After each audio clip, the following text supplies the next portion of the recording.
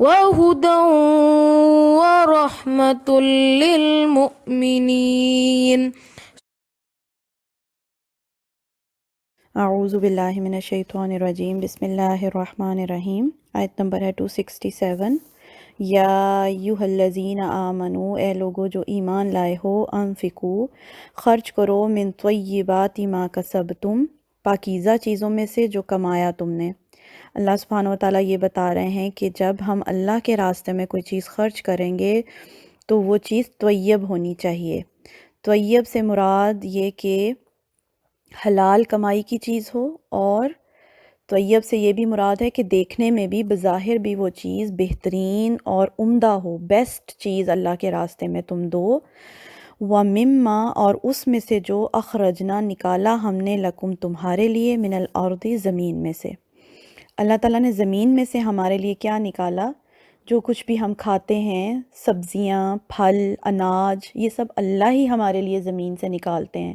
تو جب ان میں سے ہم اللہ کے راستے میں کوئی چیز دیں گے تو بیسٹ چیز دیں گے، حلال دیں گے، طیب دیں گے، کیونکہ اللہ پاک ہے اور صرف پاک مال کا ہی صدقہ قبول کرتا ہے۔ تو طیب سے کیا مراد ہے کہ ایک تو پاک مال کا صدقہ، اور یہ کہ چیز بھی بیسٹ ہو، یعنی گندی، پرانی، گلی سڑی، اس طرح کی کوئی چیز نہ ہو۔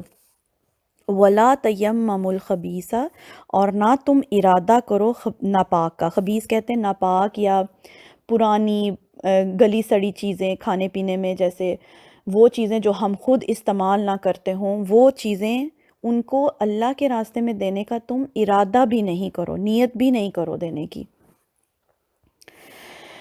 منہ، اس میں سے، تنفقون، جو تم خرچ کرتے ہو، وَلَسْتُمْ، حالانکہ نہیں ہو تم بِآخِذِیہ، لینے والے اس کو، الا مگر ان، یہ کہ تغمضوا، تم چشم پوشی کر جاؤ، فیہ، اس کے بارے میں۔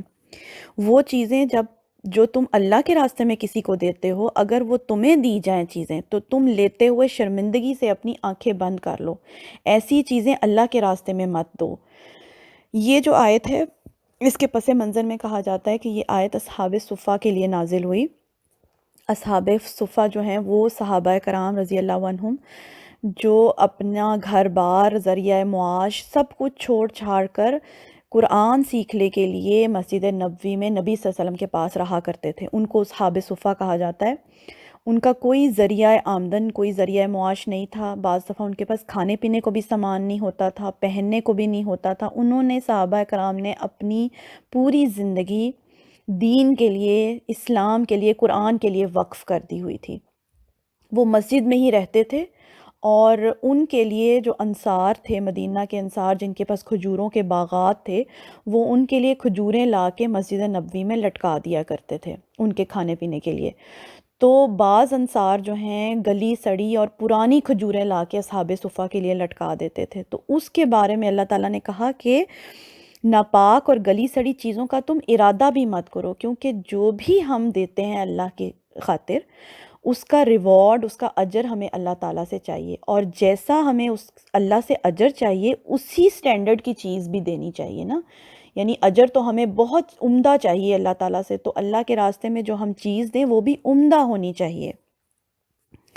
وَاعْلَمُوا، اور جان لو، ان اللہ، بے شک اللہ، غنی، بے نیاز ہے۔ اللہ تعالیٰ کو نہیں چاہیے ہمارے صدقات۔